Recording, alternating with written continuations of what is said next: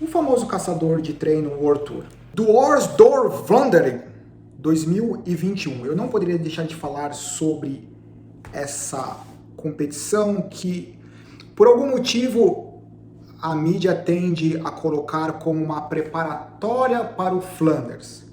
O que não deixa de ser verdade, mas passa a ser uma verdade distorcida quando a gente percebe que os caras que estão lá, eles não vão fazer corpo mole, eles não vão encarar aquilo como treino. Então, quando você fala que uma competição é uma preparação, em geral as equipes elas podem até mandar os grandes nomes, só que os grandes nomes não vão fazer força, eles vão mandar outros atletas para ganhar experiência, para fazer força. Quando a gente olha todos os anos a Dwars door Vlaanderen, que é considerada uma preparação, um aquecimento para o Tour de Flanders, a competição sempre tem grandes nomes, 2021 não foi diferente, e esses grandes nomes eles sempre estão participando de forma ativa da competição. Eu não gosto de minimizar a importância da prova, considerando que ela é uma preparação, quando essa preparação os caras vão com a faca nos dentes. Então, já falei o que eu acho da competição.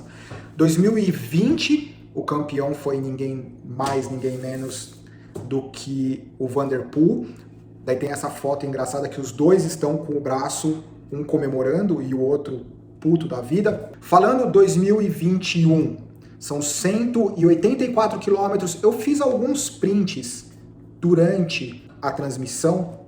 As pessoas sempre me perguntam da transmissão. Eu assisto, são dois canais pagos, Flow Bikes e NBC Sports. Antes de falar do percurso, tem vários nomes importantes. Van der Poel, Alaphilippe, Casper Asgreen, o Tim de Klerk, que não é um favorito do ponto de vista vencer, mas eu gosto do estilo dele, que ele parece uma locomotiva. O Kristoff, que é o cara que sempre parece estar fora de forma, mas de repente ele aparece com resultados incríveis. O Stuyven, da Trek, que já teve uma vitória esse ano. Giacomo Nizzolo. TJ Benoot. Ivan Garcia, da Movistar. Da Lotto Soudal, o Tim Wellens. Eu gosto muito do Tim Wellens. Enfim, aí vai. Ineos Grenadier, o Pidcock, a se olhar, apesar que o Pidcock, nesse caso, o Pidcock ele apareceu muito pouco. Então o Pidcock talvez seja um dos caras que a Ineos colocou lá, ou ele já está cansado do que ele está fazendo, ou realmente ele se guardou. Né? Diferente do que aconteceu com Ethan Hayter, que é um novo ciclista, que ele figurou ali numa movimentação com mais um ciclista no começo, o Cameron Worth, que é um triatleta que foi contratado pela Ineos, o cara é uma locomotiva, e o Dylan Van Baarle, mito, fenômeno. Arnaud Démare, Alberto Bettiol, Elia Viviani, Pascal Ackermann, vários nomes, cara. Antes de começar esse vídeo, eu pensei, eu vou fazer um vídeo resumido. Lá vai eu na história. Greg Van Avermaet. Greg Van Avermaet é algo que a gente vai falar bastante. Nick Terpstra. O Terpstra, depois que ele trocou de equipe, ficou uma situação complicada para o Nick Terpstra. Ok, vamos lá. A etapa 2021, 184 quilômetros. Eu vou colocar esse mapinha para vocês, que possui lá as 13 subidas. Se vocês olharem, principalmente na segunda metade, ou seja, 90 km, daí começa o realmente sobe e desce. Qual que é a questão do sobe e desce? Paralelepípedo, em média 1,5 km, 2 km, 1 km, inclinação, estreito.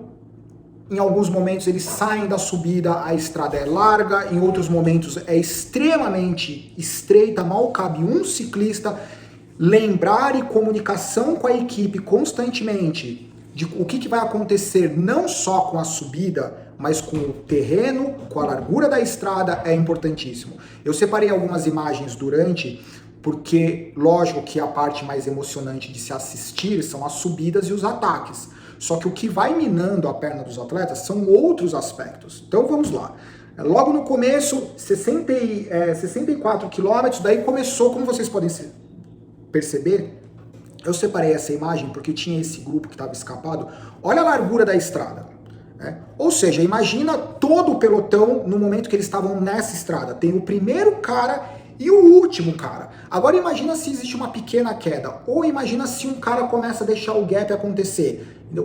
Para o cara sair lá de último, que ele teve lá por algum motivo, de repente furou o pneu do cara, entra numa estrada estreita, se o cara não estiver atento, se a equipe não estiver pronta para fazer uma troca de roda. Ou, na verdade, nessas provas clássicas é muito mais comum o ciclista favorito ter algum ciclista da mesma equipe com mais ou menos o mesmo bike fit, a mesma altura do ciclista ou o bike fit, para que os caras consigam trocar a bicicleta, como aconteceu no tombo do Elia Viviani, eu vou falar mais para frente.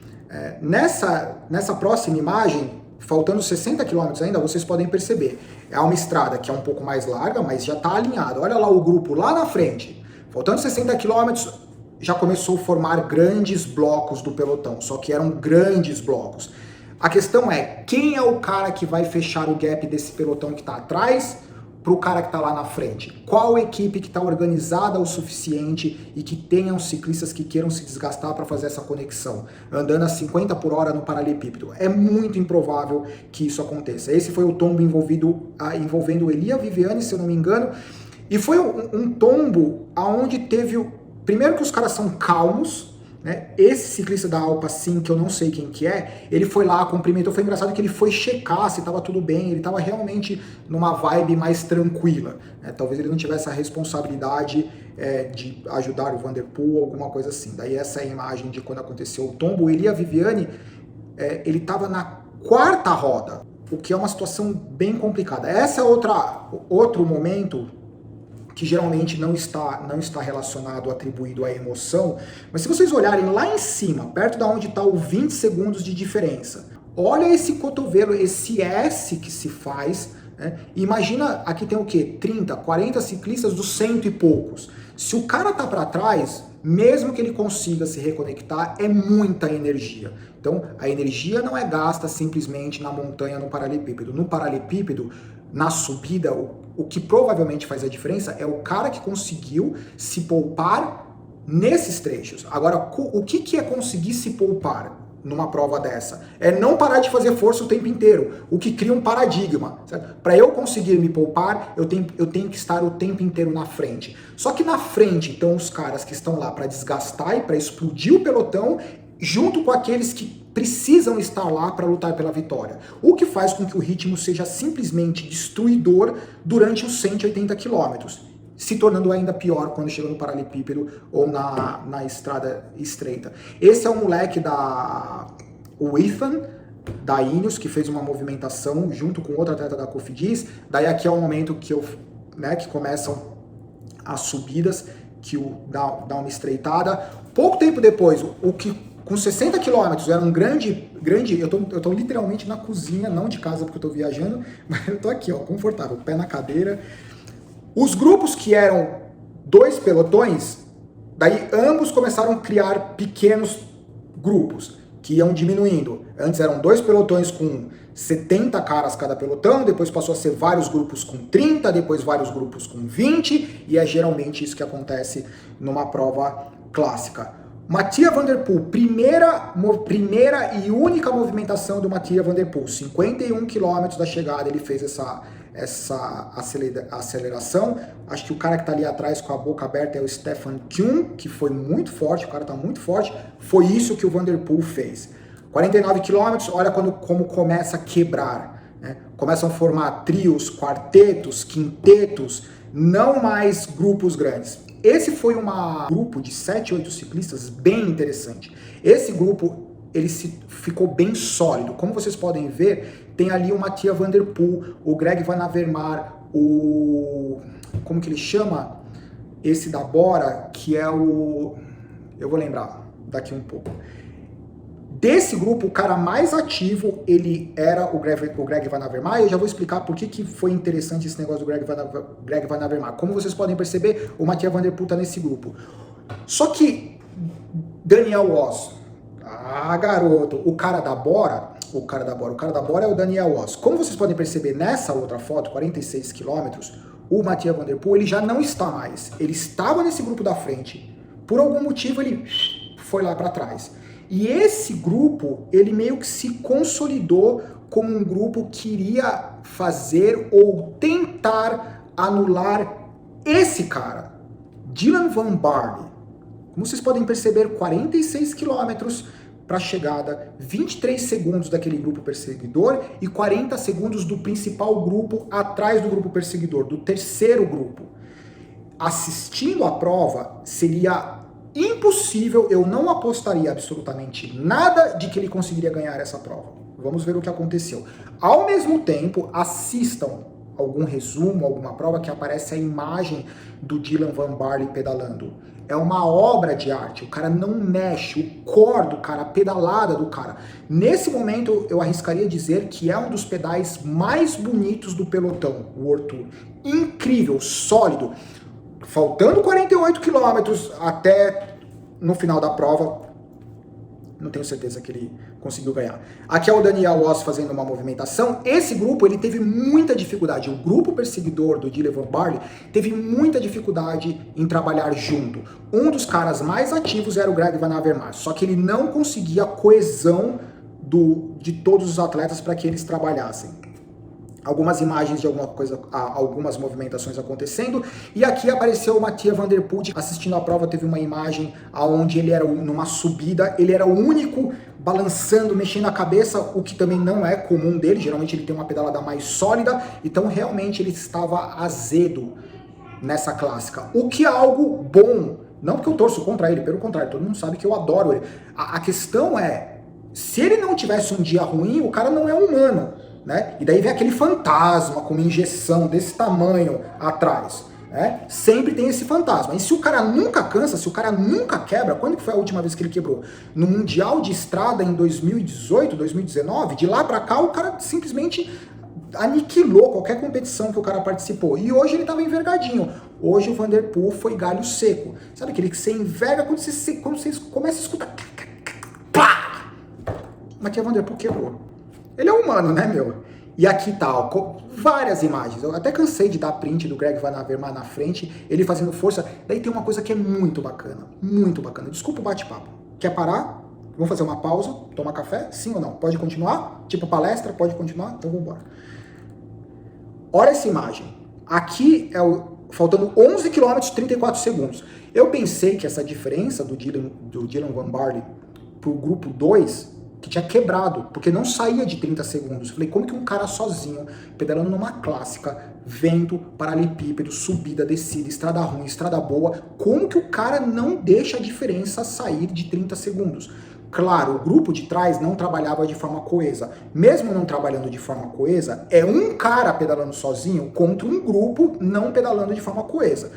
Não tira o mérito dele em hipótese alguma. Aqui no segundo cara da Bike Exchange é o Durbridge da Bike Exchange. Após o Greg Van Avermaet, ele é o cara que fazia mais força. Só que ele fazia aquele meio boxeador, só jabzinho, ficava bravo, dava umas acelerações, olhava para trás, mas nunca fez nada que definisse, nunca fez nada que colocasse ele fora do grupo perseguidor. O famoso caçador de treino World Tour. É sacanagem falar isso do cara, né? Aqui o Dylan Van Baarle, meu, focado. O nome do cara é foco. Esse é o grupo que ia recebendo o terceiro grupo, que se tornou o pelotão, porque eles não se entendiam, ninguém tinha interesse em fazer força, então eles iam recolhendo, não, eles iam recebendo todos os ciclistas que ficaram para trás.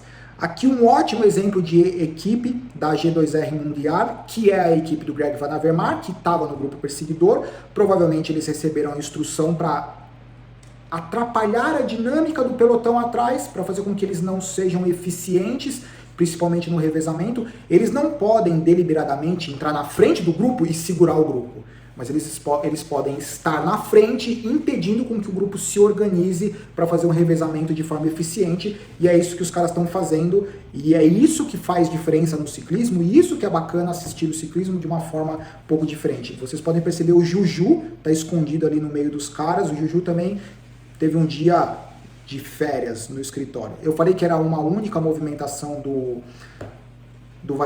Van Der Poel, mas mentira, ele fez essa última aceleração, eu acho que quis testar a perna, mas o que aconteceu? Meu, faltando 1 km tá lá, o Dylan Van Baarle aumentou para 42 segundos a diferença, e após aquela aceleração, a gente vê o Mathieu Van Der Poel, galho seco, explodiu o motor, mas explodiu bonito, foi pro limite. Nunca imaginei que ia ver o cara assim, mentira, eu já falei, né, em 2018, 2019, no ciclismo Campeonato Mundial de Ciclismo, também aconteceu isso. Ele é um cara que não mede esforço, ele vai para as cabeças. O que a médio e longo prazo pode ser algo delicado, ele também tem que aprender. Vai dar conselho pro Mathieu Van Der Poel agora, é isso, Samuca? Vai dar conselho pro cara? Não, não vou dar conselho pro cara. Fico surpreso em ver que ele consegue fazer tantas provas consecutivas no estilo que ele faz. Olha o tempo de prova, 180 quilômetros, 3 horas e 59,05. Se eu não me engano, foi uma das edições mais rápidas. Estou impressionado com esse cara. Olha o que tem de sal no uniforme do cara. Um dos pedais estilo, tô falando de estilo e eficiência, Vitória. Um dos pedais mais bonitos do World Tour nesse momento. Incrível. E daí chegou o pelotão, Greg Van Avermaet ali não conseguiu fazer muita coisa, apesar de tanto esforço, mas esse esforço após a medalha olímpica não tem se concretizado em vitória. E daí o Mathieu Van Der Poel ele fez questão de chegar sozinho. Ou ele chega sozinho na frente, ou ele chega sozinho atrás. Ele não gosta de companhia.